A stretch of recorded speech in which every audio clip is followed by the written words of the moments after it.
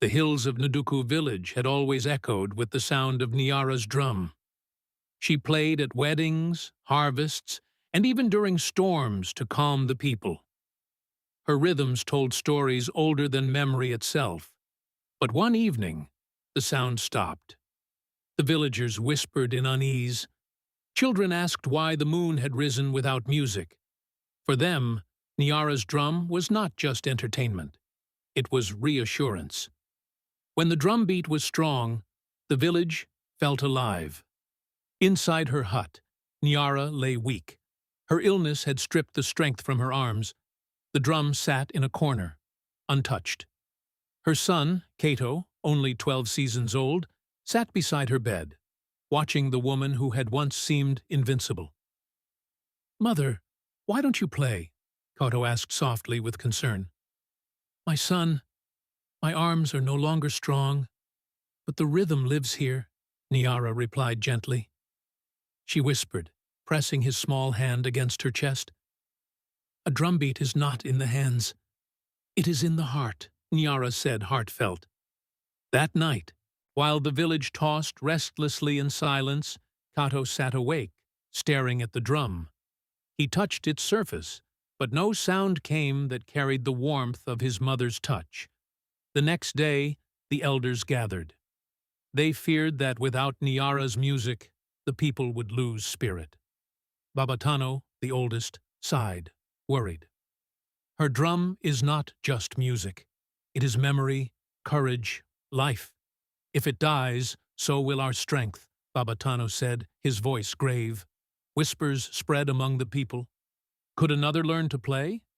Could Nyara's son take her place? But Kato was just a boy, they said skeptically. "I will carry her drum," Kato declared, determined.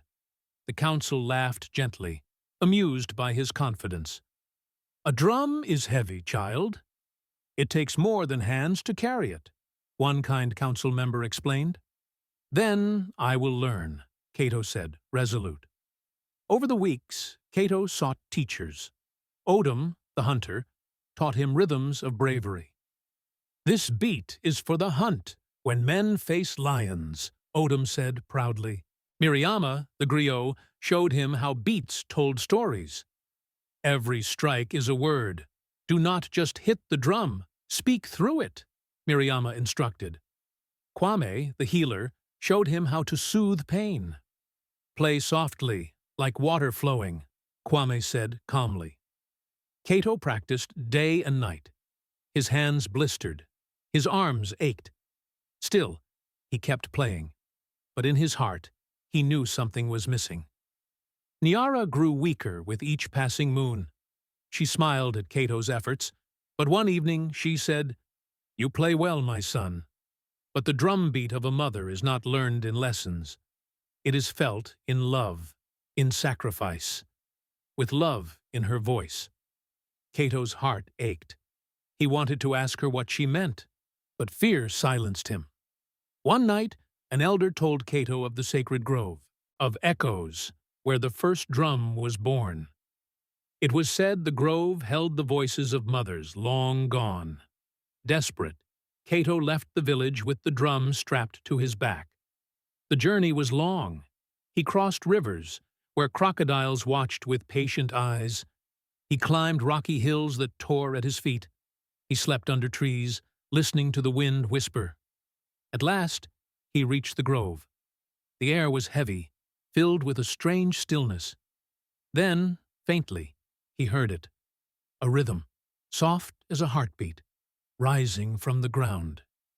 As Kato laid his hands on his mother's drum, the grove stirred. A breeze moved through the trees, carrying whispers. The voices of the grove asked, in an otherworldly tone, "Do you seek the rhythm of a mother's heart?" Kato pleaded, "Yes, my mother is fading. I want to keep her rhythm alive." The voices of the grove spoke wisely and encouragingly. "Then remember her not with your ears, but with your soul. Remember her laughter. Remember her hands guiding yours. Remember her sacrifices. Every mother leaves her rhythm in her child. Listen, and you will find it. Kato returned to the village. His mother lay weaker than ever. The villagers gathered in silence, expecting her final breath. Kato sat before her with the drum. He closed his eyes and remembered everything. The way she sang to him as a baby. The times she carried him on her back, even when tired. The warmth of her laughter when he stumbled and rose again. His hands moved, not by training, but by memory. The drum beat was gentle, steady, alive, like the rhythm of her heart. "My son, you have found me," Nyara said, tearful and proud. With that, she closed her eyes forever.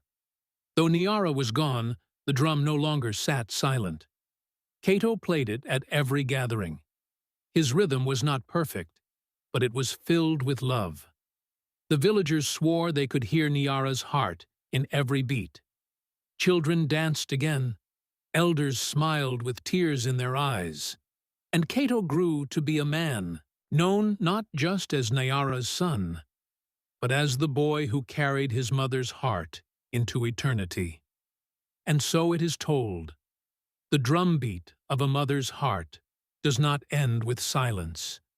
It lives on in her children, in memory, in love, a rhythm that outlives time itself.